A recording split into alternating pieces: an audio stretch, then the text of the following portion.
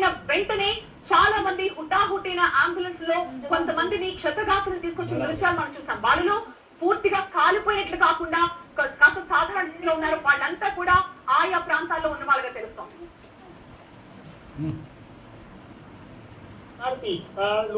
જે છે કે જ્યાં આગળ ઘોડા કેમ્પ મેઘાણીનગરનું ઘોડા કેમ્પ કહે છે અને આ અતુલ્ય 1 અને 2 કે જ્યાં આગળ રેસિડેન્ટ ડોક્ટર છે ત્યાં આગળ અડતાની સાથે જ અહીં પ્લેન છે તે અથડાયું અને ત્યારબાદ સીધું જે ક્રેશ થઈ અને અહીં પડ્યું. દ્રશ્ય જોઈ શકાય છે કે જે આ અહીંથી દૂરથી આ દ્રશ્યો કે જ્યાં આગળ લાઈવ સીધા જ કે જે સતત રેસ્ક્યુની કામગીરી છે તે ચાલી રહી છે. જે પ્લેન અહીં ઉભરતાની સાથે જ સીધું 1 થી 1.5 મિનિટની અંદર જ જે ખામી સર્જાતાની સાથે જ પ્લેન છે તે ક્રેશ થયું હતું અને ત્યારબાદ આ પ્લેનમાં જે લંડન જતી ફ્લાઇટ છે કે જે પ્લેનમાં 244 થી પણ વધુ પેસેન્જરો છે તેની અંદર સવાર હતા અને અત્યારે હાલ જો વાત કરવામાં આવે તો મોતનો આંકડો પણ સતત વધી રહ્યો છે. કારણ કે જે રીતના પ્લેન જે ક્રેશ થયું હતું અને જે એક મોટો બ્લાસ્ટ થયો અને ત્યારબાદ અહીં લોકોનું કહેવું છે કે આખી ધરતી છે જે ધ્રુજી ગઈ હતી. તેટલું મોટું આ ક્રેશ થયું હતું અને જેના કારણે એક મોટી નાસભાગ છે તે મચી હતી. આ એક્સક્લુઝિવ દ્રશ્યો કે જોઈ શકાય છે ટોપ એંગલના વિઝ્યુઅલ કે કઈ રીતની આ અતુલ્ય 1 અને 2 કે જ્યાં આગળ સિવિલ હોસ્પિટલના રેસિડેન્ટ અને ડોક્ટરો હોય છે તેના પરિવાર સાથે રહે છે.